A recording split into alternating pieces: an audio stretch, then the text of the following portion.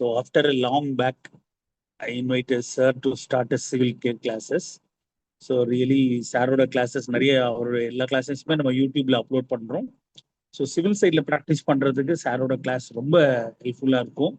So maximum நான் request பண்ணியிருக்கேன் நம்ம சார் தியானேஸ்வரன் சார் எல்லாத்தையுமே கொஞ்சம் சிவில் சைடில் கொஞ்சம் நிறைய கிளாஸஸ் கொண்டு போவோம். ஏன்னா டிஜே எக்ஸாம் தான் மெயினாக வர மாதிரி இருக்குன்னு நம்ம ஃபீல் பண்ணுறதுனால ஸோ சிவில் சைடில் கொஞ்சம் கான்சென்ட்ரேட் பண்ணலான்னு நம்ம இந்த கிளாஸஸ் ஆர்கனைஸ் பண்ணியிருக்கோம். ஸோ இமீடியட்டாக sir has given concern. So thank you sir. நம்ம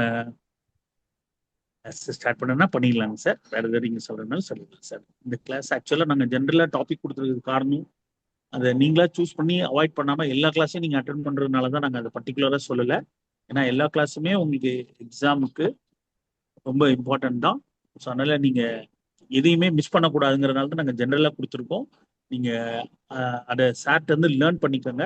டவுட்ஸ் இருந்தாலும் நீங்கள் யூடியூப்ல சாரோட இந்த கிளாஸை நம்ம அப்லோட் பண்ணும்பொழுது நீங்கள் அதில் திருப்பி இன்னொரு தடவை நீங்கள் கேட்டுக்கலாம்.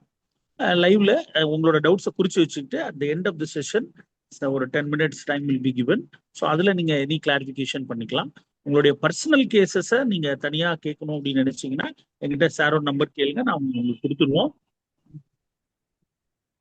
மற்றபடி நீங்கள் இந்த டாபிக் என்ன சார் நடத்துகிறாங்களோ அதை நீங்கள் அதை நீங்கள் அது ரிலேட்டடாக மட்டும் கொஸ்டின்ஸ் கேளுங்க. தேங்க்யூ. Thank you sir. தேங்க்யூ. நம்ம கிளாஸ்க்குள்ள போயிடலாம். வணக்கம். வணக்கம் சார். வணக்கம் சார். வணக்கம் participants. Good evening, sir. Good evening, sir. வணக்கம் மேடம். இன்னைக்கு நம்ம ஆக்சுவலா லேட்டஸ்ட் டெவலப்மெண்ட் இன் லா அப்படின்றது ஜட்ஜ்மெண்ட்ஸ் எல்லாமே பார்க்கலான்னு சொல்லிட்டு நோட்ஸ் இது பண்ணியிருக்கோம். சார் சொன்ன மாதிரி நான் மேக்ஸிமம் ப்ராக்டிக்கல் ஓரியன்டேஷன்ஸ் அப்படின்னு தான் என்னோட கிளாஸஸ் இருக்கும். நம்ம எப்படி கோர்ட்ல இது பண்ண போறோம், ஒரு கேஸை எப்படி கோர்ட்ல ஹேண்டில் பண்ண போறோம் அப்படின்ற மாதிரி ஓரியன்டேஷன்ஸ்ல இருக்கும். இன்னைக்கு நாம சமீப காலங்களா ரீசெண்டா படிச்சு இது பண்ணதுல ரொம்ப ஒரு லெஜிட்டிமேட்டான டாபிக் அப்படின்ற மாதிரி நல்ல சட்ட பாயிண்ட் உள்ள டாபிக் அப்படின்ற மாதிரி ரீசெண்டா நான் படிச்சதுல ஒன்று relief of delivery of possession is inherent in a suit for specific performance அப்படின்ட்டு. நம்ம ஸ்பெசிஃபிக் பர்ஃபார்மன்ஸ் ஆஃப் கான்ட்ராக்டை பத்தி இது பண்ணுவோம். ஸ்பெசிஃபிக் ரிலீஃப் ஆக்டை பார்த்துருப்போம். நம்ம இந்த இதுல இனி ஷூட் ஃபார் ஸ்பெசிஃபிக் ரிலீஃப் உங்களுக்கு டவுட்ஸ் இருந்தது அப்படின்ற மாதிரினா நீங்க என்கிட்ட கேளுங்க. கிளாஸஸ் முடிஞ்சு கேட்டாலும் சரி, இல்லை நான் போகிற ஃப்ளோ உங்களுக்கு அதிகமா இருக்கு இல்லை புரியலனாலும் என்கிட்ட உடனே கேளுங்க, நான் உங்களுக்கு சொல்றேன். சரிங்களா? ஏன்னா எல்லாருக்கும் புரியணும் அப்படின்றது தான் முக்கியமான நோக்கம். இந்த இதுல இனி suit for specific performance of contract. Specific performance of கான்ட்ராக்ட்னா என்னங்க? யாராச்சும் ஒருத்தர் சொல்லுங்க.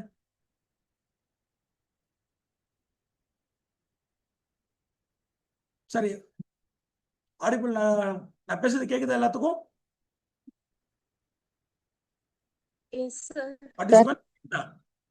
கேக்குது இல்லையா சார்? அக்ரிமெண்ட்ல என்ன ஒத்துக்கிட்டோமோ அதை எக்ஸிக்யூட் பண்ணி கொடுக்கணும் சார். என்ன நாம ஒத்துக்கிட்டோமோ அதை நம்ம பெர்ஃபார்ம் பண்ணணும். ஸ்பெசிபிக் ஒரு கான்ட்ராக்ட்ல என்ன பெர்ஃபார்மன்ஸ் நம்ம ஒத்துக்கிட்டோமோ அந்த பெர்ஃபார்மன்ஸை நாம செய்ய கடமைப்பட்டவங்க அப்படின்றத ஸ்பெசிபிக் பெர்ஃபார்மன்ஸ் ஆஃப் கான்ட்ராக்ட். அந்த ஸ்பெசிபிக் பெர்ஃபார்மன்ஸ் ஆஃப் கான்ட்ராக்ட்ல ஃபார் எக்ஸாம்பிள் ஒரு sale agreement of the property இது பண்றாங்க. சரிங்களா? ஒரு ப்ராப்பர்ட்டி சேல் அக்ரிமெண்ட் போடும்போது என்ன ஆகுது அப்படின்னா ஒரு இம்பார்ட்டன்ட் கொஸ்டின் ஆஃப் லா இதுல அரைஸ் ஆகுது ரீசெண்ட் டைம்ஸ்ல. என்ன அப்படின்னா இனி suit for specific performance of contract. நாம டிஃபரெண்ட் மேல ஒரு பிளைண்டிஃப் டிஃபரெண்ட் மேல கேஸ் போடுவாரு. கேஸ் போடுவார், he will contest the shoot and he will win the shoot and the shoot will be decreed in favor of the plaintiff. அவர் பிளைண்டிஃப்க்கு decree ஆகுது. அதன் பின்னிட்டு he will file for registration of the property through the defendant or otherwise if at all the defendant முன் வரல அப்படின்ற மாதிரி இருந்தால் through the honorable court by stepping into the shoes of the defendant, the honorable court will execute a registered sale deed in favor of the plaintiff on behalf of the defendant. இப்ப ஒரு registered sale deed எழுதி கொடுத்துறாங்க. இப்ப இந்த இடத்துல என்ன ஒரு point வருதுன்னா அவர் டெலிவரிக்கு ப்ராப்பர்ட்டி போடுறாரு. ஏன்னா சேல் டீட் எனக்கு வந்துருது. சேல் டீட் எனக்கு வந்த பிறகு சப்சிக்வெண்டா டெலிவரி ஆஃப் த ப்ராப்பர்ட்டி வாங்கணும். ஒரு ப்ராப்பர்ட்டியை நான் டெலிவரி எடுக்கணும் சட்டப்படி. டெலிவரி ஆஃப் த ப்ராப்பர்ட்டி போடும்பொழுது ஏன்னா ஆக்சுவலா ஸ்பெசிபிக் பர்ஃபார்மன்ஸ் புக்கு கையில வச்சிருப்பீங்க இல்லையா? Section 22 of specific relief act என்ன சொல்லுதுன்னு சொல்லுங்க பார்ப்போம்.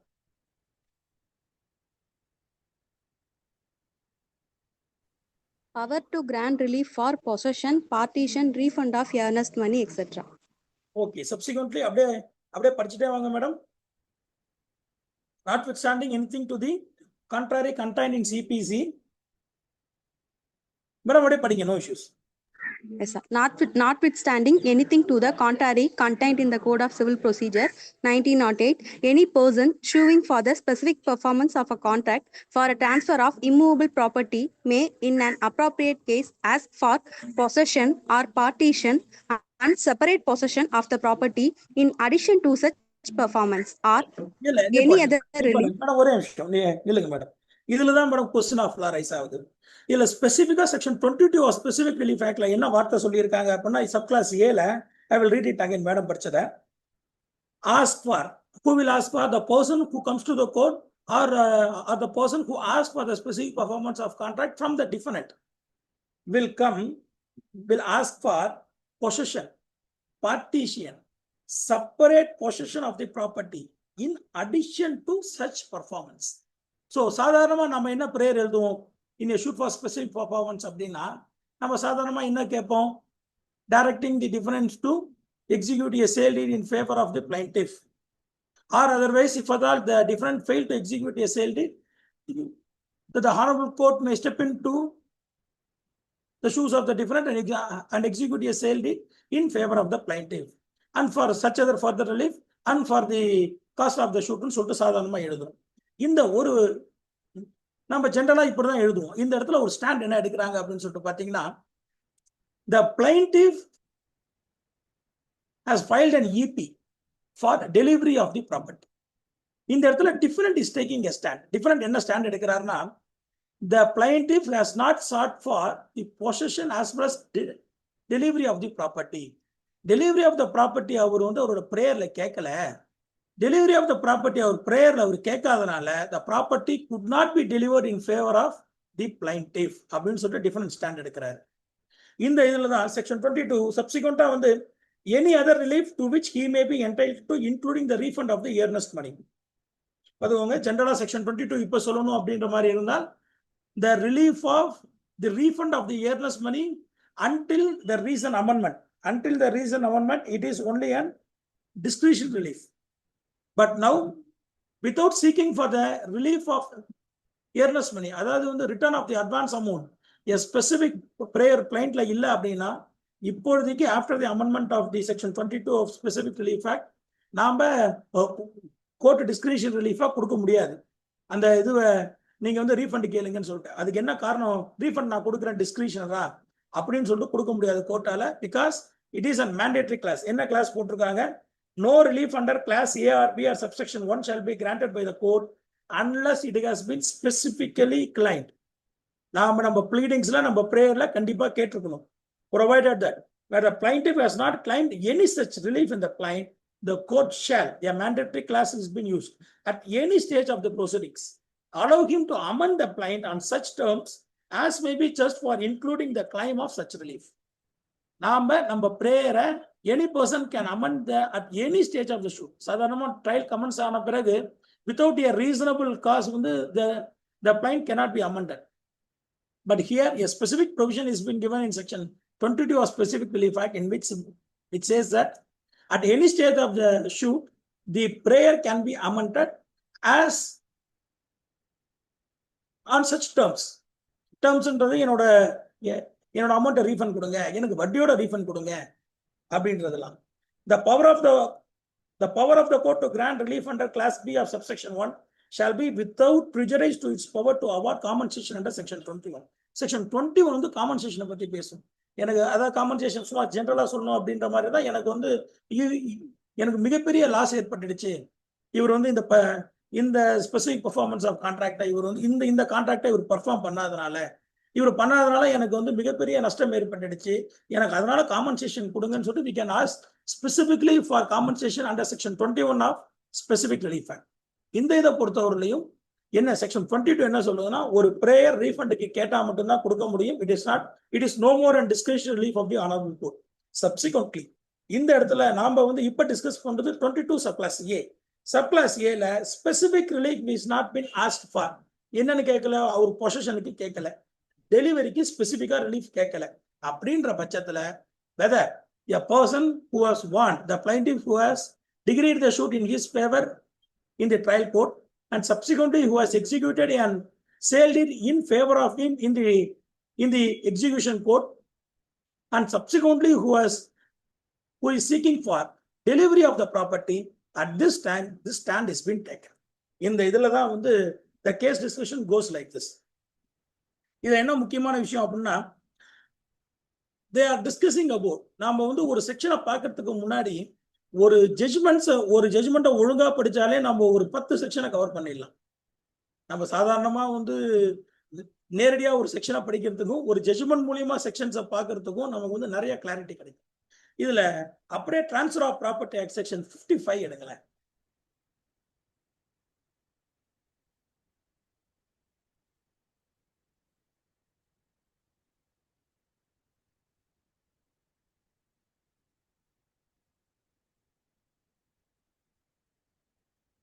யாராச்சும் படிங்க sir. Section 55 of transfer of property act. Rights and liabilities of buyer and sellers. Very good. இந்த இதுல செக்ஷன் 55 சப் கிளாஸ் F படிங்க.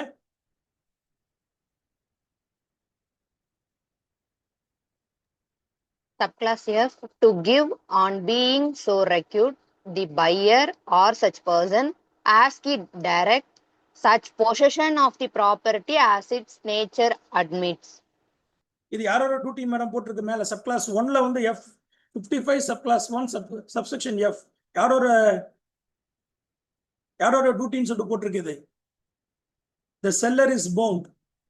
Selleroda ஆமா, செல்லரோட the seller is bound to give on being so required by the buyer or such person as he directs. ஏன்னா நம்ம சாதாரணமா sale agreement எப்படி எழுதுவோம், that a word will contain in the sale agreement stating that he may give the property to the agreement holder or any other person he directs. எனக்காவது நான் உத்தரவிடும் நபர்களுக்காவது நீ வந்து property கிரயம் கொடுக்கணும் அப்படின்ற வாசகம் தான் ஜெனரலா ஒரு கஸ்டமரியா. சரிங்களா? இந்த இதுல to give on being so required the buyer or such person as he directs such possession of the property as its nature admit. அப்ப there is an inbound duty is cast upon the seller to give என்ன பண்ணும் அவரு possession of the property. When there is a inbound duty for the seller as per section 55 of the Transfer of Property Act, the separate relief, whether a separate relief of possession is necessary or not. இதுதான் வந்து the question which is before us and the judgment also discusses it. சரிங்களா? இந்த இதுக்கு இப்ப ஸ்பெசிபிக்கா என்ன சொல்றாங்கன்னா, a reliance is based upon, இந்த judgment இது பண்ணிக்கோங்க, Babulal versus Supreme Court judgment, Babulal versus Asarilal and Kishorilal.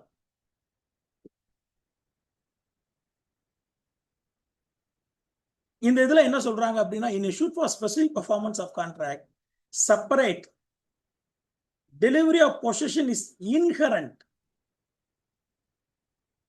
in a suit for specific performance of contract. Once a sale deed has been executed by the court in favor of the plaintiff, the delivery of the property is inherent as per section 55 of the Transfer of Property Act, the seller is bound to give the portion of the property to the plaintiff or the purchaser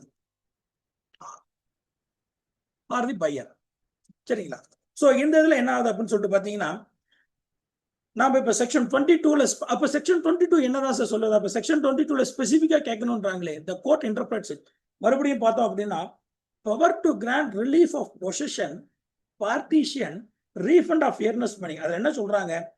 Any person suing for specific performance of a contract for the transfer of immovable property, ஒரு immovable property விற்பதற்காக இல்லை மாற்றுவதற்காக ஒரு specific performance of contract ஒரு ஷூட்டை போட்டாருன்ற மாதிரி இருந்தால், மே, the word is used is may, in an appropriate case. எந்தெந்த கேசஸ்ல? ஒன்னு possession, partition and separate possession of the property in addition to such performance. அப்ப இந்த வேர்ட் என்ன, அந்த ஸ்பெசிபிக் பெர்ஃபார்மன்ஸ் இல்லாம அவர் பொசிஷன் கேட்கலாம், சப்சிக்வெண்டா அவர் பார்ட்டிஷன் கேட்கலாம், அண்ட் செப்பரேட் பொசிஷன். எதனால இப்படி வருது? இப்படி நம்ம சொல்லுவோமே, ஒரு 2 கோ-ஓனர்ஸ் இருக்காங்க. 2 கோ-ஓனர்ஸ் இருக்கும் பொழுது, கோ-ஓனர்ஸ் கோபாஸ்டர்ஸ் எப்படி வேணா எடுத்துக்கோங்க. 2 பேர் இருக்கும் பொழுது ஒருத்தரோட பொதுவில் கலந்த பாகம் அப்படின்னு சொல்லிட்டு ஒரு ப்ராப்பர்ட்டி வாங்குறாரு. இப்ப பொதுவில் கலந்த பாகம் சொல்லிட்டு ஒரு ப்ராப்பர்ட்டி வாங்கும் பொழுது whether a sale deed could be executed by mentioning 4 boundaries பண்ண முடியாது. சோ இந்த இடத்துல என்ன ஆகுது அப்படின்னா in a shoot for that ஒரு கோ ஓனர் கிட்ட இருந்தோ ஒரு கோ பார்ட்னர் கிட்ட இருந்தோ இவர் என்ன பண்றாரு அப்படின்ற மாதிரி இருந்தால் ஒரு பாதி ப்ராப்பர்ட்டியை இவர் வாங்குறாரு. இவர் பாதி ப்ராப்பர்ட்டிக்கு அக்ரிமெண்ட் போடுறாரு. அந்த பாதி ப்ராப்பர்ட்டிக்கு இவர் அக்ரிமெண்ட் போடும் பொழுது இவர் என்ன பண்றாரு அப்படின்ற மாதிரி இருந்தால் he is filing a suit for specific performance of contract for the half share and for அப்பதான் இந்த ரெண்டாவது பாடு வருது ஆர் பார்ட்டிஷியன். எனக்கு வந்து இவர் வந்து என்னோட செல்லர் கூட இவர் வந்து கோவனரா இன்னொருத்தர் இருக்காரு, எனக்கு வந்து வெறும் ஸ்பெசிபிக் பர்ஃபார்மன்ஸ் ஆஃப் கான்ட்ராக்ட் பொதுவில் கலந்த பாகம்னு எழுதுறதுனால எனக்கு பிரயோஜனம் இல்லை. So he can seek for partition of the property in which he can ask for separate possession of the property which is executed by one of the co-owner in favor of him through the specific performance of or through the sale agreement. Sale agreementல ஒரு co-owner என்ன சொத்து பொதுவில் கலந்த பாகம்னு இவருக்கு எழுதி கொடுத்தாரோ அதை partition கேட்டு இவர் செப்பரேட் பொசிஷன் கேட்கலாம் அப்படின்றதுதான் இந்த செக்ஷன் 22 சப்கிளாஸ் ஏ ஓட தாற்பயம். Subsequently, any other relief to which he may be entitled, including the refund of earnest money or deposit paid or made by him in case in his claim of specific performance is refused. Deposit பண்ணியிருக்கிறது சாதாரணமா deposit அப்படின்றது வந்து அந்த இந்த ப்ராப்பர்ட்டிக்காக நான் இவ்வளவு செலவு பண்ணியிருக்கேன், இல்லை நான் வந்து டெபாசிட்ஸ் பண்ணியிருக்கேன், இவர் கேட்டாருன்றதுனால பையர் கேட்டாருன்றதுனால இதெல்லாம் நான் வந்து கிளியர் பண்ணி கொடுத்துருக்கேன், இவர் வாங்குவார்னு நினைச்சு தான் நான் கிளியர் பண்ணி கொடுத்தேன், இதெல்லாம் வந்து EB deposits subsequently water tax deposits எது வேணா இருக்கலாம்னு வச்சுக்கோங்க, இது மாதிரிலாம் நான் செஞ்சு கொடுத்துருக்கேன், இவரால் எனக்கு இதெல்லாம் இதாகிடுச்சு, இந்த அமௌண்ட்லாம் எனக்கு திருப்பி கொடுக்க சொல்லுங்க அப்படின்ட்டு. இந்த இதில் நம்ம முக்கியமா பார்க்க வேண்டியது இந்த கேஸ்ல சொல்லுங்க, யாராச்சும் ஒருத்தர் பதில் சொல்லுங்க. A person has filed a petition under a specific provision, but the Honorable Court says that the provision under which he filed a petition is wrong. Whether the Honorable Court can entertain the petition or the court is bound to return or refuse the petition. என்ன சொல்றீங்க சொல்லுங்க, யாராச்சும் பதில் சொல்லுங்க. The court is bound to return the petition, sir. புரியல madam. Sir, the court is bound to return the petition, sir. அதாவது ஒரு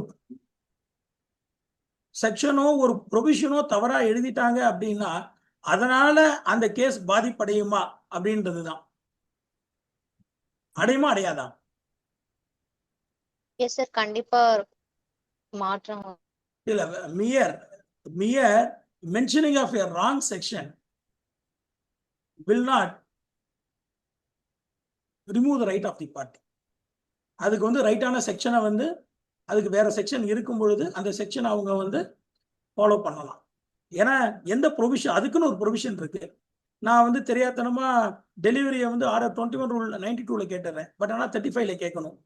நான் 92ல கேட்டதுனால 35ல டெலிவரி கொடுக்க முடியாதுன்னு சொல்ல முடியாது. Here mentioning a wrong provision will not preclude the party from getting or attaining his right. அந்த பெட்டிஷன் வந்து மெயின்டெனபிலிட்டி இல்லைன்றது சொல்ல முடியாது. ரைட் செக்ஷனை கோர்ட்டே இன்டர்பிரட் பண்ணிக்கலாம். இந்த கேஸ்ல என்ன ஆகுது அப்படின்னு சொல்லிட்டு பாத்தீங்கன்னா டெலிவரி ஆஃப் த ப்ராப்பர்ட்டி நீங்க அப்படியே இது பண்ணுங்க பார்ப்போம். ஆர்டர் 21 ரூல் 95 யாராச்சும் பண்ணீங்க சிபிசில?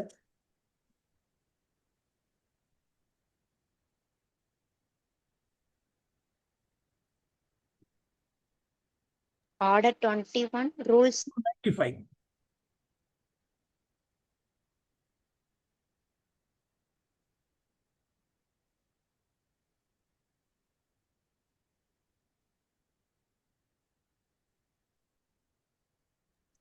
Order 21, Rule 95, delivery of property in occupancy of judgment debtor.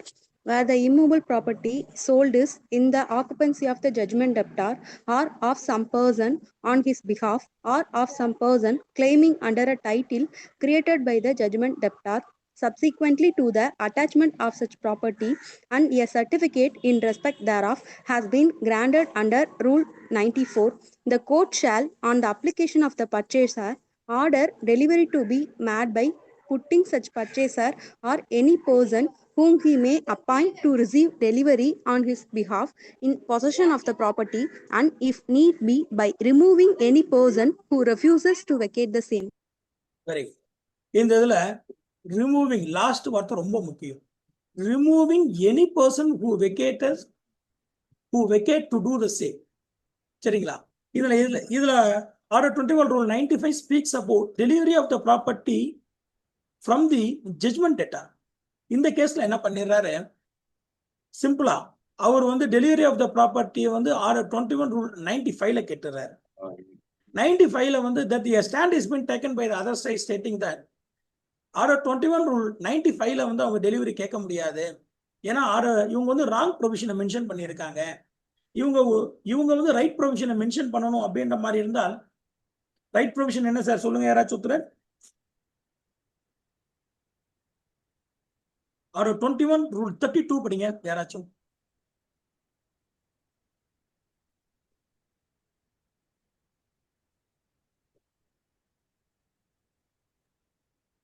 Order 21 Rule 32 degree for specific performance for restitution of conjugal rights or for an injunction. So இந்த இதில் என்ன சொல்லுது அப்படின்னா, ஒரு ஸ்பெசிஃபிக் பர்ஃபார்மன்ஸுக்கு வந்து டிகிரி ஃபார் ஸ்பெசிஃபிக் பர்ஃபார்மன்ஸ் நம்ம execute பண்ணணும் அப்படின்னா நம்ம எது உள்ள போயிருக்கோம்? ஆர்டர் 21 ரூல் 32ல. அப்படியே ஆர்டர் 21 ரூல் 34 and 35 படிங்க. 34 படிங்க. Rule 34 degree for execution of document or endorsement of negotiable instrument. 35. Rule 35 degree for immovable property. இப்ப சாதாரணமா he should have filed the petition under order 21 rule 32. 32ல தான் ஸ்பெசிபிக் பெர்ஃபார்மன்ஸ் எக்ஸிகியூஷனை பத்தி அவர் இது பண்ண முடியும், எக்ஸிகியூஷன்ல பெட்டிஷன் போட முடியும். ஆனா அவர் வந்து ஆர்டர் 21 ரூல் 95ல போட்டுறாரு. That a stand has been taken by the defendant stating that a wrong provision is been mentioned by the plaintiff or the petitioner in the execution petition, stating that he has sought for delivery of the property as under order 21 rule 95, which will be applicable only to auction purchaser. சாதாரணமா he should have filed the petition under order 21 rule 32. இந்துக்கும் என்ன சொல்றாங்க அப்படின்னா, mere mentioning a wrong position doesn't preclude the right of the concerned party and the petition could not be dismissed for this reason. சரிங்களா? அதனால என்ன பண்றாங்க அப்படின்னா, order 21 rule 95ல பெட்டிஷனே போட்டிருந்தாலும் அவருக்கு வந்து ஆர்டர் 21 ரூல் 32 படி நாங்க டிகிரி கொடுக்க கடமைப்பட்டவங்க அப்படின்னு சொல்லிட்டு கோர்ட் வந்து டிகிரி பண்றாங்க. இந்த இதுல இப்ப நாம வந்து 2 செக்ஷன் தெரிஞ்சுக்கிறோம். எப்பயுமே அதாவது complete making and complete circle அப்படின்றத வந்து மனசுல வச்சுக்கோங்க. ஒவ்வொரு செக்ஷனை பத்தியும் படிக்கும் போது அந்த செக்ஷன் என்ன சொல்லுதுன்னு நம்ம படிச்சுட்டோம் அப்படின்னா இன்னொரு தடவை நமக்கு கம்ப்ளீட்டா இந்த செக்ஷன் பிளஸ் நம்ம எக்ஸ்ட்ரா படிச்ச செக்ஷன் எல்லாமே மனசுல நிக்கிறதோட குழம்புறதுக்கு வாய்ப்புகள் இல்லை. ஆர்டர் 21 ரூல் 95 சிம்பிளா என்ன சொல்லுது? ஆக்ஷன் பர்ச்சேஸரை பத்தி. அதுக்கு என்ன ஒரு எக்ஸாம்பிள் சொல்லலாம்? ஒரு ப்ராமிசரி நோட், அதாவது நெகோஷியபிள் இன்ஸ்ட்ருமெண்ட் ஆக்டை பேஸ் பண்ணி a suit has been filed and subsequently property has been attached in an ABJ petition and the suit has been degree. The judgment debtor is having the property. Now the person who has given the money or the degree holder or the plaintiff, he is filing an execution petition seeking for auctioning the property of the judgment debtor. The property has been brought into auction. The auction purchaser has one of the third party in the degree holder illama, judgment debtor illama, a third party who is the auction purchaser. This third party has purchased the property which is brought for sale by the plaintiff or the degree holder in an auction. Auction la vaangirrar. Property auction la எடுத்துட்ட பிறகு what he has to do? He has to file for delivery of the property. Delivery அவர் வந்து property delivery எடுத்தாங்க. அப்ப டெலிவரிக்கு போகும்போது the different who is a judgment debtor என்ன சொல்றாரு? இல்ல என்னால காலி பண்ண முடியாது, நான் காலி பண்ண மாட்டேன், அதனால நான் காலி பண்ண மாட்டேன் அப்படின்றதுனால எனக்கு வந்து நீங்க வந்து சொத்துக்களை பொறுத்தவரையிலும் இவருக்கு டெலிவரி தரக்கூடாது நீங்க அப்படின்னு சொல்லிட்டு ஒரு ஸ்டாண்ட் எடுக்கிறாரு. அப்பதான் which section comes into play for the judgment, the auction purchaser? அப்பதான் நம்ம என்ன செக்ஷன்ல போட முடியும் சொல்லுங்க. என்ன இப்ப படிச்ச செக்ஷன் என்ன செக்ஷனுக்கு போட முடியும்?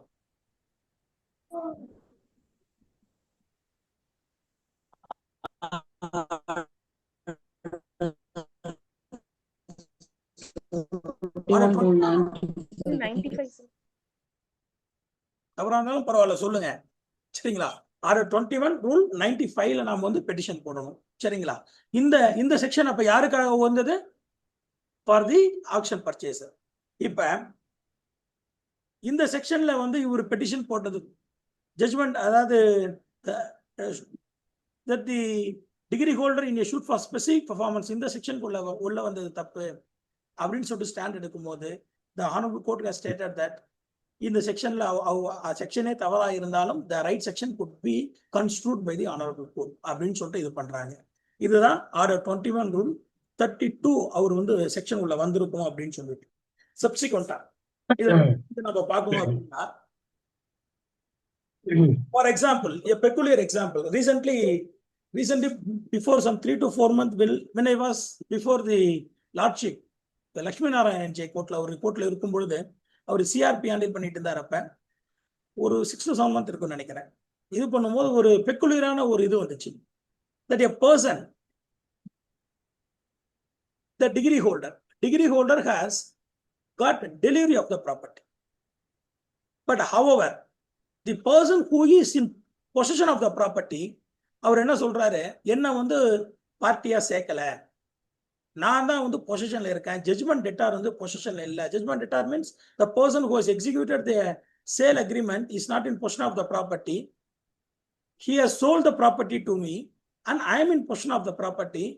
I am the necessary party in the suit. When I am a necessary party in the suit, without adding me, the suit which has been, or the delivery which has been taken by the degree holder is wrong அப்படின்னு சொல்லிட்டு they have filed a petition in the EPல section 47ல petition போட்டு வராங்க. 47ல petition போட்டு உள்ள வரும்போது என்ன ஆகுது, இதை வந்து கீழ் கோர்ட் டிஸ்மிஸ் பண்ணுது. சப்சிக்வென்ட்லி an appeal is been filed. Appeal உள்ள வரும்போது லட்சுமி நாராயண் ஜெயிட்ட வருது. அதுல வந்து 2 விதமான ஸ்டாண்ட் சொன்னார் ஐயா மீன்ஸ் தி லார்ட்ஷிப். என்ன இது பண்ணார் அப்படின்னா, ஃபர்ஸ்ட் ஸ்டாண்ட் என்ன சொன்னார் அப்படின்னா, delivery of the property, you are saying that you have purchased the property, whether you have purchased the property during the pendency of the suit or prior to the suit னு ஒரு கேள்வி கேட்கிறாரு. They have answered that we have purchased the property during the pendency of the suit னு சொல்றாங்க. When you are a lispendency purchaser, the degree will bind upon the lispendency purchaser and you cannot have any separate right in the property அப்படின்னு ஒரு stand எடுக்கிறார். For that, the learned senior counsel, ஒரு council அவர் என்ன stand எடுத்தார் அப்படின்ற மாதிரி இருந்தால், delivery of the property need not be sought for when the defendant is in possession of the property. When a third party is in possession of the property, the delivery of the property has to be sought for from that concerned third party. இதுக்கு judge சொன்ன stand என்ன அப்படின்னா, lordship சொன்ன stand என்ன அப்படின்னா, sir சொல்றது right, but however இதுக்கு ப்ரீவியஸா அவர் ஒரு பானஃபைட் பர்ச்சேசர் அப்படின்றதுலயோ கேஸ் பெண்டன்சி இல்லாதப்போ அவர் வாங்கியிருந்தாலோ, that the point which is been raised by the senior may be right. But இந்த கேஸ்ல அது மாதிரி இல்லைன்னு சொல்லிட்டு இப்ப நாம என்ன இப்ப டிஸ்கஸ் பண்றோம் அப்படின்னா, delivery of the property need not be sought for in a suit for specific performance because it is inherent. The possession of the property is inherent in a suit for specific performance, or the delivery is inherent in a suit for specific performance. Suppose இதுக்கு முன்னாடியே ஒரு sale agreement, ஒரு unregistered agreement ஒன்று போட்டிருக்காங்க. Unregistered அக்ரிமெண்ட்டை base பண்ணி ஒரு case நடந்துட்டு இருக்கு. ரெஜிஸ்டர்ட் அக்ரிமெண்ட்டை பேஸ் பண்ணி ஒரு கேஸ் நடக்குது. ரெஜிஸ்டர்ட் அக்ரிமெண்ட்டை பேஸ் பண்ணி இது பண்ற கேஸ்ல இதை இப்படி வச்சுக்கோங்க, unregistered agreement வந்து possession of the property has been given. அதுல part performance of the contract படிச்சிருப்பீங்க ஸ்பெசிஃபிக் பர்ஃபார்மன்ஸ்ல. அது ஒரு சூப்பரான டாபிக்னு வச்சுக்கோங்களேன். அது சும்மா அதாவது பார்ட் பர்ஃபார்மன்ஸ்லாம் ஒன்றும் கிடையாது. ஏற்கனவே உங்களுக்கு நான் டெலிவரிலாம் கொடுத்துட்டேன், நீங்களே இந்த ப்ராப்பர்ட்டியில் பொசிஷன்ல இருங்க, நீங்க தான் பொசிஷன்ல இருக்கீங்கன்னு அவங்க கன்ஃபார்ம் பண்ணிட்டு கொடுக்கறது. இப்போ இது மாதிரி கன்ஃபார்ம் பண்ணிட்டு கொடுக்குறாங்க அப்படின்ற பட்சத்தில் ஒரு அன்ரிஜிஸ்டர்ட் சேல் அக்ரிமெண்ட் இருக்கு. அதன் பின்னிட்டு சப்சிக்வெண்டா ஒரு ரிஜிஸ்டர்ட் சேல் அக்ரிமெண்ட் வருது. ரிஜிஸ்டர்ட் சேல் அக்ரிமெண்ட்டை பேஸ் பண்ணி ஒரு கேஸ் போடுறாங்க. அந்த கேஸில் வந்து டிகிரி ஆகும். டிகிரி ஆன இதாகிறாங்க. பட் அன்ரிஜிஸ்டர்ட் அக்ரிமெண்ட்ல இருக்கிறவரு prior to filing of the suit அவரோட அக்ரிமெண்ட் இருக்கு. அந்த அக்ரிமெண்ட்ல இருக்கிற பொசிஷன் ஆஃப் த ப்ராப்பர்ட்டியில இருக்காரு. இப்ப இந்த சுச்சுவேஷன்ல when a third party is in possession of the property and when he is a bona fide purchaser or a bona fide person who entered into the contract with an bona fide intention அப்படின்னா delivery of the property has to be sought for against the third party. சரிங்களா? யாராச்சும் ஒருத்தங்க order 21 rule 101 படிங்க.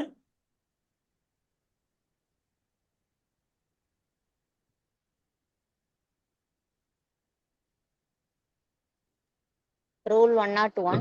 Question to be determined. சொல்லுங்க, படிங்க. எல்லாம் அப்படியே ஃபுல்லா படிங்க மேடம், உள்ள படிங்க மேடம்.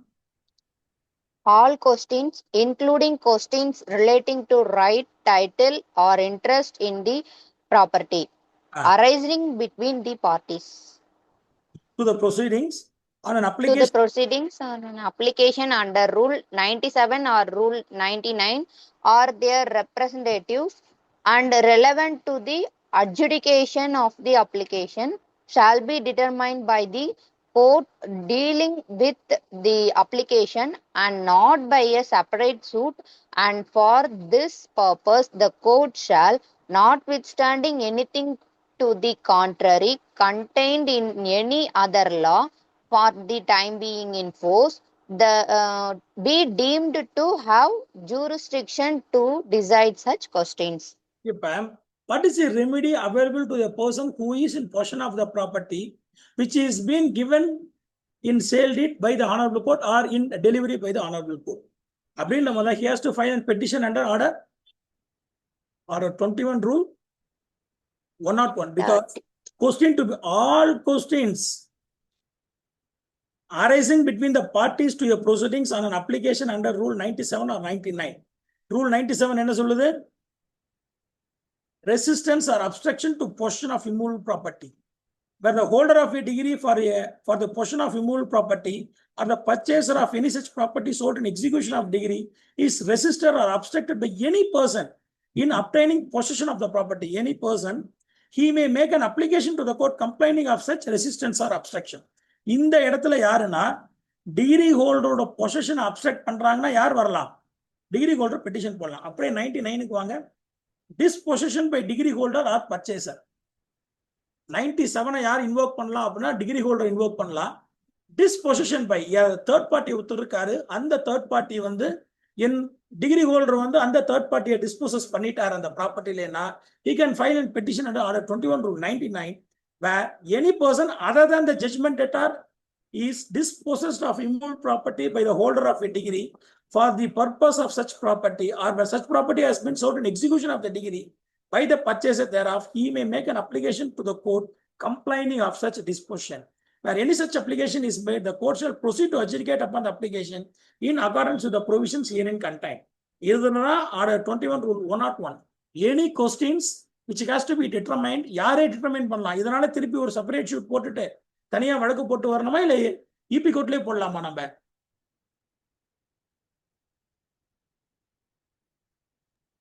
சார் இபி கோர்ட்லயே போடலாம் சார். இபி கோர்ட்லயே போடலாம். இதுக்காக திருப்பி நம்ம செப்பரேட்டா ஒரு ப்ரொசீடிங்ஸ் வந்து செய்ய வேணும், கொண்டு வரணும்ன்றது நெசசரி கிடையாது. சரிங்களா?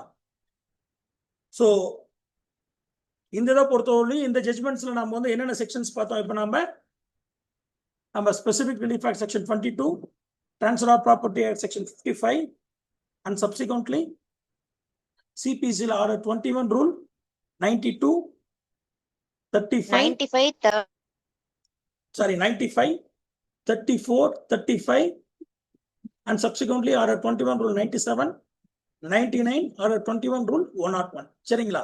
இது எல்லாமே என்ன டிஃபரன்ஸ்ன்றது மட்டும் தெரிஞ்சுக்கோங்க. சப்சிக்வெண்டா நம்ம வந்து வேற ஒரு ஜட்ஜ்மெண்ட்ஸ் போவோம். சமீப காலங்களில் ரொம்ப நிறைய பாயிண்ட்ஸ் கிடைச்சிச்சு அப்படின்னு சந்தோஷப்பட்டு படிச்ச ஒரு ஜட்ஜ்மெண்ட் என்ன அப்படின்னு சொல்லிட்டு பாத்தீங்கன்னா, என்னை பொறுத்தவரையிலையும் ஆனந்த் வெங்கடேஷ் லார்ட்ஷிப் அவர் கொடுத்த ஜட்ஜ்மெண்ட் ஒன்று. ஆக்சுவலா ஜட்ஜ்மெண்ட்ஸ் என்ன அப்படின்னு சொல்லிட்டு பாத்தீங்கன்னா, ஆக்சுவலா இன் பேட்ச் ஆஃப் பெட்டிஷன்ஸ் இது வந்து Krishnamurthy versus the district collector and others. இதுல petitioners Krishnamurthy and 3 others versus district collector and others. சரிங்களா? இது எல்லாத்துக்கும் மொத்தமா இது பண்ணாரு.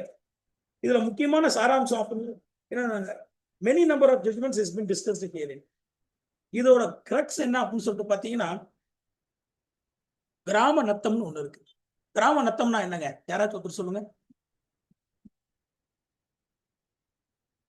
வாட் இஸ் மீன் பை கிராம நத்தம்? தவறா இருந்தாலும் சொல்லுங்க, ஒன்றும் பெரிய விஷயம் கிடையாது. வீட்டு மனை வெரி குட். நத்தம் அப்படின்றது வந்து வீட்டு மனைக்கு ஒதுக்கப்பட்ட இது. கிராம நத்தம் சாதாரணமா நம்ம விஓஓ ரெக்கார்ட்ஸ்ல கிராம கணக்குகளை பார்த்தோம் அப்படின்ற மாதிரி இருந்தா இது நத்தங்க அப்படின்வாங்க. கிராம நத்தத்துல இருக்கு. கிராம நத்தத்துல இருக்கு அப்படின்னா வெதர் எ கிராம நத்தம் belongs to government or not, இதான் அதுல பேசிக்கான கொஸ்டின். சரிங்களா? இது நத்தம் ப்ராப்பர்ட்டிங்க. சாதாரணமா நத்தம் ப்ராப்பர்ட்டி அப்படின்றதுக்கு டைட்டில் டாக்குமெண்ட்ஸ் பெருசா இருக்காது. சரிங்களா? டைட்டில் டாக்குமெண்ட்ஸ் இல்ல அப்படின்ற பட்சத்துல சாதாரணமா 3 விதமா ப்ராப்பர்ட்டி வரும். எப்படி எப்படிலாம் ப்ராப்பர்ட்டி வரலாம்? யாராச்சும் சொல்லுங்க.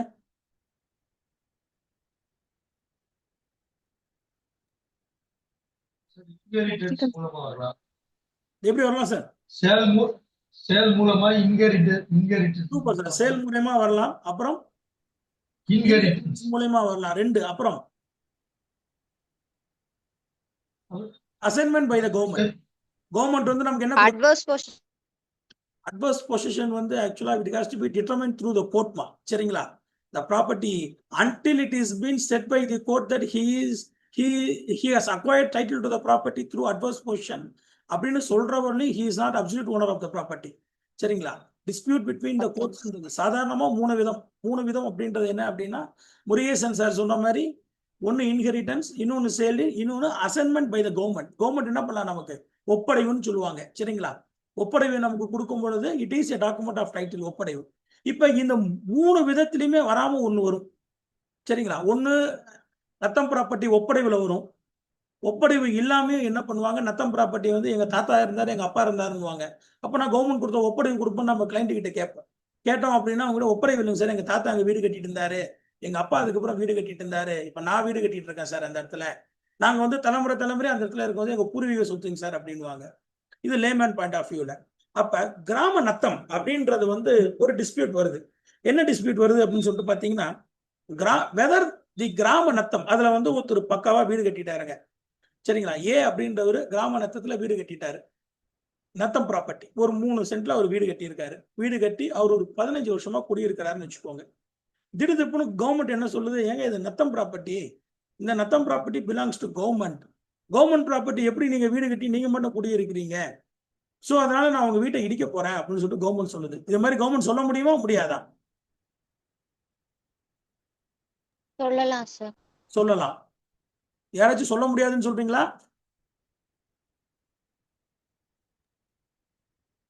ஒரு 30 இயர்ஸ்க்கு மேல அவங்க அங்கேயே இருக்கிறாங்க, எந்த ஒரு டிஸ்டர்பன்ஸும் பண்ணல அப்படின்னா அவங்க கிளைம் பண்ணலாம் சார். ஆமா, சிந்தாமணி மேடம் சொல்றது ரைட். பட் அதுல முக்கியமான பாயிண்ட் என்ன அப்படின்ற மாதிரி தான் மேடம் சொல்றபடி நேரடியா பேசணும் அப்படின்னா he is in possession of the property for a continuous period of 30 years, open, continuous, with the knowledge of the true owner or the government, without any interruption. இவர் வந்து இவர் continuous possession without any break. அவர் வந்து 30 வருஷம் இருந்தாருன்னா he can claim for adverse possession. adverse possession பத்தி கேட்கல இங்க. whether a property which is classified as கிராமநத்தம் in the கிராம கணக்கு or in the village registry belongs to government, whether that property belongs to the government or which belongs to the person who is in possession of the property. இதுதான் இந்த கேஸோட dispute. இதுக்கு ரொம்ப அழகா நிறைய citations சொல்லி a detailed discussion is been made by Honorable Anand Venkatesh Ji. இதுல என்ன சொல்றாரு அப்படின்னா, சிம்பிளா gramanatham could be classified into 2 types. Occupied gramanatham, unoccupied gramanatham. சரிங்களா? ஆக்குப்பைடு கிராமநத்தம் அப்படின்றது என்னன்னா, ஒருத்தர் வீடு கட்டி அதுல பரம்பரையா குடியிட்டு வருவார். ஆனா அவருக்கு பட்டா கிட்டா எதுவும் இருக்காது. But based upon his possession house சக்சஸிப்ஸ் வாங்கியிருப்பாங்க அந்த கிராமத்துல. அவருக்கு வந்து இபி கனெக்ஷன்ஸ் ஒன்று இருக்கும். இபி கனெக்ஷன் இருக்கும், அவருக்கு வீட்டு வரி ரசீது வாங்கியிருப்பாங்க. அவர் அந்த வீட்டுல கண்டினியூஸா இருப்பாரு. அட்வர்ஸ் பொசிஷனை பத்தி கிடையாது. கிராம நத்தத்துல ஒரு வீடு கட்டி ஒருத்தர் பொசிஷன்ல இருக்காரு அப்படின்னா it is an occupied gramanatham. when it is an occupied gramanatham, government doesn't have any say. Occupied gramanatham எப்படி சார் நம்ம கிளாசிஃபை பண்ணலாம் அன்ஆக்குப்பைடோட அப்படின்னு சொன்னா, ஆக்குப்பைடு கிராமநத்தம் அப்படின்றதுக்கு he will have some record to prove his possession of the property and that record would be given by the government. Government சும்மா ஒரு வீட்டு ரசீது ஒரு வருஷத்துக்கு போட்டிருந்தா கூட அங்க என்ன ஆயிடுது, ஒரு 30 வருஷத்துக்கு காமிக்கணும்னு அவசியம் இல்லை. ஒரு வருஷத்துக்கு வீட்டு வரி ரசீது அவர் காமிச்சிருந்தாலும் இதுல ஒரு வருஷத்துக்கு ஏதாச்சும் ரெக்கார்டு வச்சிருந்து அவர் வந்து நாங்க தாங்க இதுல இருக்கேன், எனக்கு கவர்மெண்டே கொடுத்துருக்கேங்க, ஹவுஸ் டாக்ஸ் வாங்கியிருக்கேங்க, வீட்டு வரி கட்டியிருக்கேன், இபி பில் கட்டியிருக்கேன் அப்படின்னு ஏதாச்சும் காமிச்சா அப்படின்ற மாதிரி இருந்தா அந்த இடத்துல he is in possession of occupied கிராமநத்தம். occupied கிராமநத்தம் belongs to the person who is in possession of the same. அதை வந்து யாராலையும் தடுக்க முடியாது. இப்ப இந்த இதுல முழுக்க அவர் சொல்றது என்ன அப்படின்ற மாதிரி இருந்தாலும் இதுல ஜெனரலா இதுல ஒரு லேண்ட் அப்படின்றது எப்படி வந்தது அப்படின்றது ஃபுல் டிஸ்கஷன் இது பண்ணிருப்பாங்க.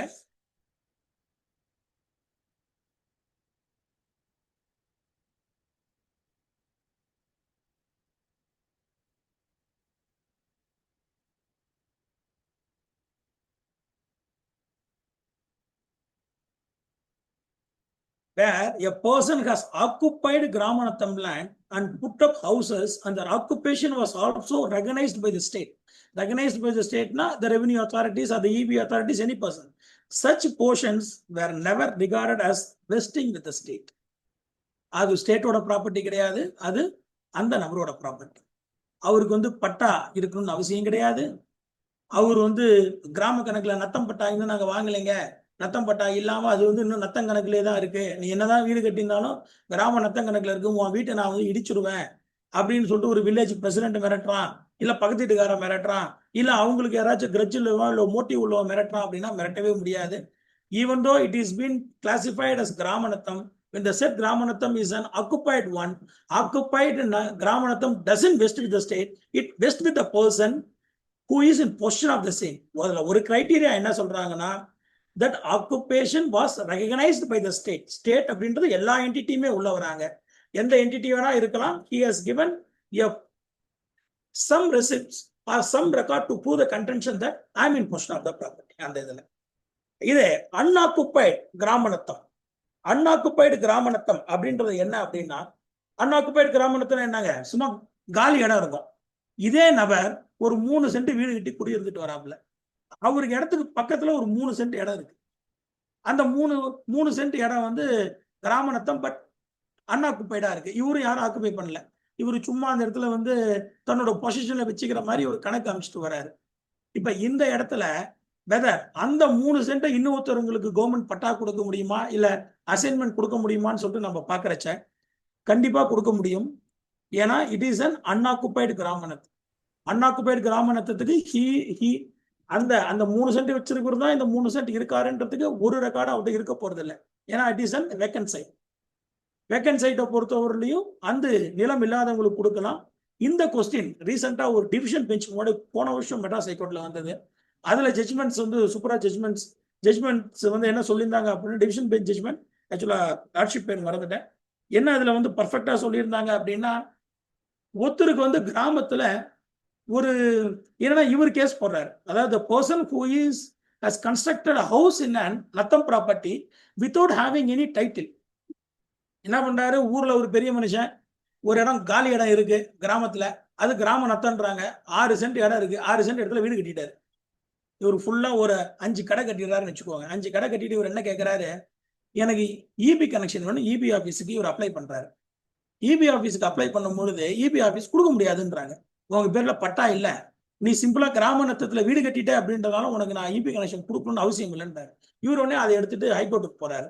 ஹைகோர்ட்டுக்கு போகும்போது அந்த இடத்துல ஹைகோர்ட் என்ன சொல்லுது அப்படின்னா, ஏற்கனவே உனக்கு லேண்ட் இருக்கு. லேண்ட் இருக்கணும் பொழுது நீ வந்து உன்னோட ஆசைக்காகவும் இந்த தேவைக்காகவும் எக்ஸ்ட்ரா லேண்ட்ல நீ கடை கட்டுற. கிராம நத்தம் அல்தோ அன்ஆக்குபைடு கிராம நத்தம் டசன்ட் பிலாங்ஸ் டு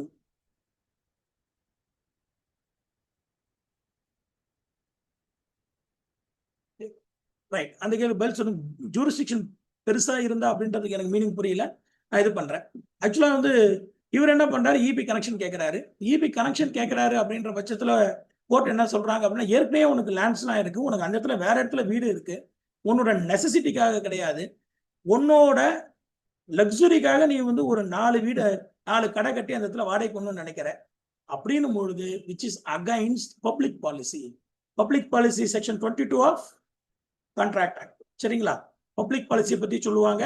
ஒரு எஸ்டி லேண்ட், ஒரு எஸ்சி லேண்டோ, ஒரு எஸ்டி லேண்டோ, இல்ல வந்து anything which is against the law or public policy அப்படின்ற மாதிரி இருந்தால் அதை வந்து இட் இஸ் வாய்ட் அபினிஷியோ. சரிங்களா? ஆரம்பம் முதலே இது வாய்டுன்னு சொல்லிட்டு நீ என்னதான் அந்த இடத்துல ஆக்குபேஷன் சொல்லியிருந்தாலும் ரெகனைஸ்டு உனக்கு பொசிஷன் அந்த இடத்துல இல்லை. நீ மட்டும் உனக்கு தெரிஞ்ச இடத்துல போய் நீ உன்னோட ஆள் பலத்தையும் பண பலத்தையும் வச்சுக்கிட்டு மணி அண்ட் மசில் பவர் வச்சுட்டு ஒன்றும் பண்ண, நீ வந்து ஒரு இடத்துல பில்டிங் கட்டிட்டுன்றதுனால உனக்கு கொடுக்கணும்னு அவசியம் கிடையாது. அந்த இடம் பிலாங்ஸ் டு கவர்மெண்ட். கவர்மெண்ட் வந்து லேண்ட்லெஸ் பீப்புளுக்கு தான் அதை கொடுக்கணும். They have the right to give the land to landless people are give and assignment to the landless people. அப்படின்ற பட்சத்துல உங்களுக்கு நாங்க இபி சர்வீஸ் கொடுக்கறதுக்கு வாய்ப்புகள் கிடையாது. நீங்க கொடுக்க கூடாது, இடத்த இடிச்சு கொடுங்க அப்படின்னு சொல்லிட்டு ஒரு உத்தரவு போடுறாங்க. இந்த இதுல என்ன ஆகுது அப்படின்னு சொல்லிட்டு பாத்தீங்கன்னா, நம்ம ஊர்ல சாதாரணமா நம்ம பார்த்தோம், நம்ம தமிழ்நாட்டுல அப்படின்ற மாதிரி இருந்தால் சாதாரணமா ரெவென்யூ அஃபீஷியல்ஸ் நமக்கு தெரிஞ்சிருக்கு அப்படின்னா நான் மட்டும் பட்டா வாங்கிட்டே போகலாம். இந்த இடம் காலியா இருக்கு, எங்க வீட்டுக்கு பக்கத்துல காலியா இருக்கு, என் பேர்ல நீங்க வந்து இது கொடுத்துருங்க, லேண்டு கொடுத்துரு, என் பேர்ல பட்டா கொடுங்க அப்படின்னா உடனே for the reason best known to all the persons. சரிங்களா? அவங்க என்ன பண்றாங்க, லேண்டை உன் பேர்ல இருந்தா பட்டான்வாங்க. அவனுக்கு ஏற்கனவே ஒரு இடத்துல வீடு இருக்கும். அந்த ஊர்ல உண்மையாலுமே வீடு இல்லாம ஒரு லேண்ட்லெஸ் பர்சன் ஒரு நபர் இருப்பான். உண்மையாலுமே அந்த லேண்ட் அவனுக்கு போக வேண்டிய லேண்ட் அவனுக்கு கிடைக்காத பட்சத்துல, அது வேறொரு நபருக்கு கொடுக்கிற பட்சத்துல he can ask for cancellation of the assignment or the patta or the nattam patta which is been given by the government to that concerned party. இந்த ஜட்ஜ்மெண்ட் ஒரு பியூட்டிஃபுல்லான ஜட்ஜ்மெண்ட்ஸுங்க. இது நீங்க இது பண்ணாலே நிறைய கேசஸ் நாம வந்து இந்த நத்தம் ப்ராப்பர்ட்டி சம்பந்தமான கேசஸ் வந்து அழகா ஹேண்டில் பண்ணலாம். இன்னொன்று ரீசன்ஸ் இது இல்லாம ஒரே ஒரு ஜட்ஜ்மெண்ட்ஸ் மட்டும் நான் இப்போ உங்கள்கிட்ட இது பண்ண விரும்புறேன். என்ன அப்படின்னா, ரீசெண்டா வந்து சாதாரணமா execution court EB court cannot go into the merit of the case அப்படின்னு சொல்லுவாங்க. மெரிட் ஆஃப் த கேஸ் உள்ளே இபி கோர்ட் எக்ஸிகியூஷன் கோர்ட் போகக்கூடாது. they should concentrate only in execution of the concerned petition அப்படின்னு சொல்லிட்டு, இதுல வந்து ஒரு லாஸ்ட் வீக் நினைக்கிறேன் ஒரு அருமையான ஜட்ஜ்மெண்ட் என்ன வந்தது அப்படின்ற மாதிரி இருந்தால், செக்ஷன் 80 பெட்டிஷன். செக்ஷன் 80 பெட்டிஷன் எதுக்கு போடுவாங்க? Section 80 of CPC. யாராச்சும் சொல்லுங்க. If at all we are suing against the கவர்மெண்ட்டுக்கு அகைன்ஸ்டா வந்துட்டு நம்ம சூட் ஃபைல் பண்றோம்னா அப்போ நோட்டீஸ் ஆமா பர்மிஷன் வாங்க. Super madam, Jayalakshmi madam. ஆக்சுவலா என்ன அப்படின்ற மாதிரி தான் மேடம் சொன்ன மாதிரி, கவர்மெண்ட்டுக்கு எதிராக நம்ம வந்து ஷூட் போடுறோம் அப்படின்ற மாதிரி இருந்தால் first of all we have to get permission or otherwise we have to give notice, prior notice கொடுக்காம என்னோட emergency nature of the shoot, அதனால I am filing shoot against the government ன்னு சொல்லும்போது section 80 petition is a mandatory one. Without filing a section 80 petition, a shoot is been filed and subsequently the shoot is been degreed and the person, the degree holder is filing a petition for execution of the degree. In that execution of the degree, a stand has been raised stating that section 80 petition is not been filed in the trial court. அப்ப அந்த EB court என்ன சொல்றாங்க அப்படின்னா, trial court cannot go into merits of the EP court cannot go into merits of the trial court degree. So அதனால இந்த petition நாங்கள் dismiss பண்றோம்னு சொல்றாங்க. அதை எடுத்துட்டு சுப்ரீம் கோர்ட்டுக்கு போறாங்க. ஹைகோர்ட்டுக்கு போது ஹைகோர்ட்லையும் சுப்ரீம் கோர்ட்டுக்கு போறாங்க. சுப்ரீம் கோர்ட் என்ன சொல்றாங்க, the EP court if at all section 80 petition is not been filed, it goes into root of the case, the EP court can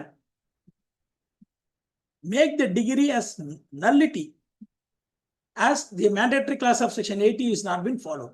Section 80 அவங்க ஃபாலோ பண்ணதுனால அந்த இதை அந்த டிகிரியே நல்லிஃபை பண்ணலாம் இபி கோர்ட்டு அப்படின்னு சொல்லிட்டு ஒரு ஜட்ஜ்மெண்ட்ஸ் கொடுக்குறாங்க. இது வந்து லேட்டஸ்டா கொடுத்த இது ஒரு லேண்ட்மார்க் ஜட்ஜ்மெண்ட். ஏன்னா சாதாரணமா எப்பயுமே பாத்தீங்க அப்படின்ற மாதிரி இருந்தால் இந்த ஜட்ஜ்மெண்ட்ஸ் வந்து EB court cannot go beyond the execution petition தான், will not go into merit of the case.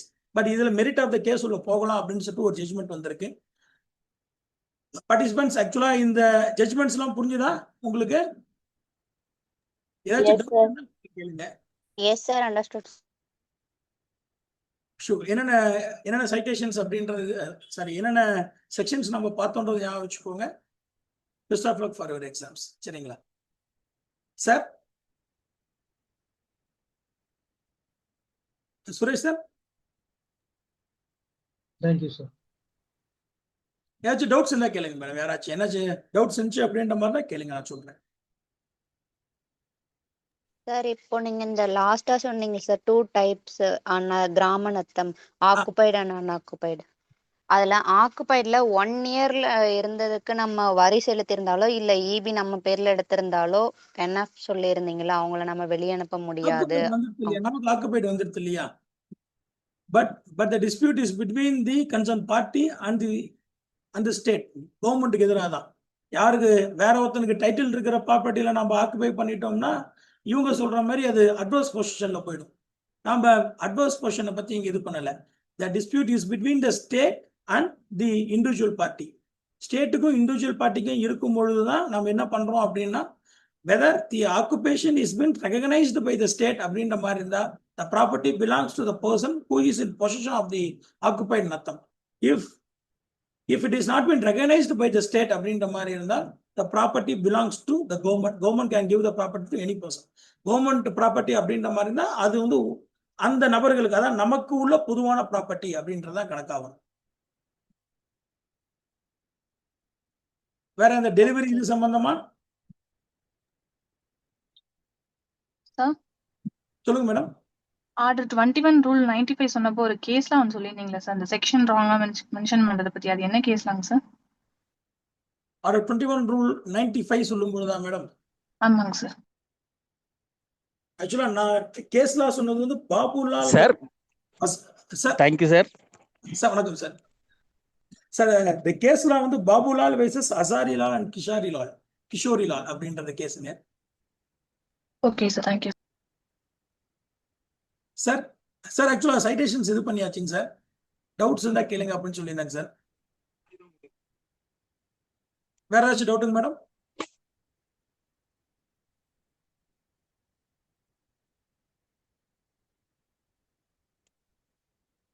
Sir thank you sir. Sir thank you sir. Doubt participate. Hello may audible sir? Yes, sir. Audible. Okay sir. Thank you very much sir. Excellent session. Thank you sir. Thank you sir. Thank you sir. Thank you very much sir.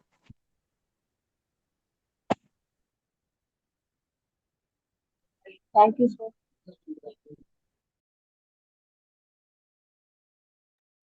Thank you, sir.